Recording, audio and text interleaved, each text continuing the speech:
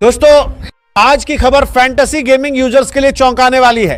जिस काल्क 11 ऐप पर हजारों लोग अपनी टीम बनाकर खेल रहे थे, उस ऐप को लेकर बड़ी खबर सामने आ रही है।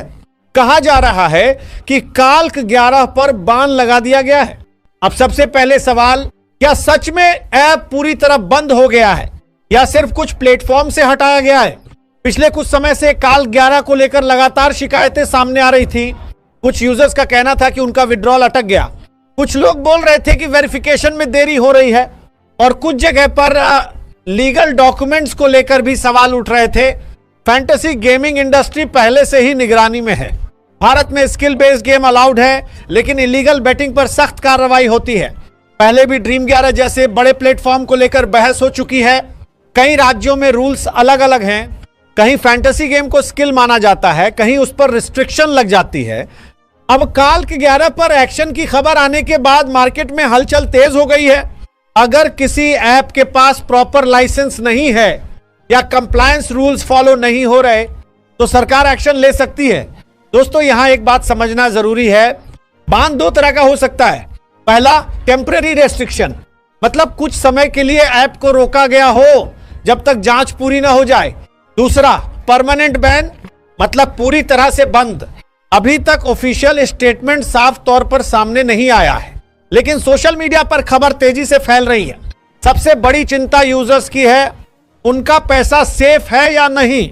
अगर ऐप सिर्फ प्ले स्टोर से हटाया गया है तो संभव है कि कंपनी क्लैरिफिकेशन देकर वापस आ जाए, लेकिन अगर सर्वर लेवल पर ब्लॉक हुआ है तो मामला गंभीर हो सकता है।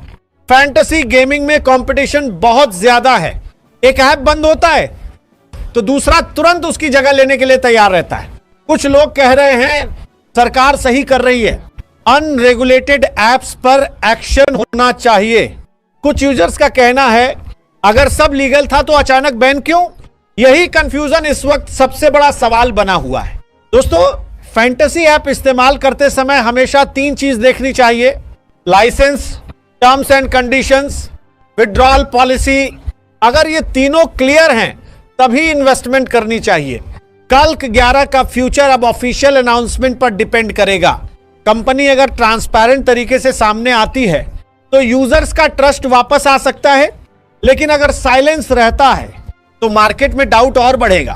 फैंटेसी गेमिंग इंडस्ट्री पहले जैसी नहीं रही। अब मॉनिटरिंग कड़ी हो चुकी है। जो भी प्लेटफॉर्म लीगल फ्रेमवर्क के अंदर रहेगा वही टिक पाएगा।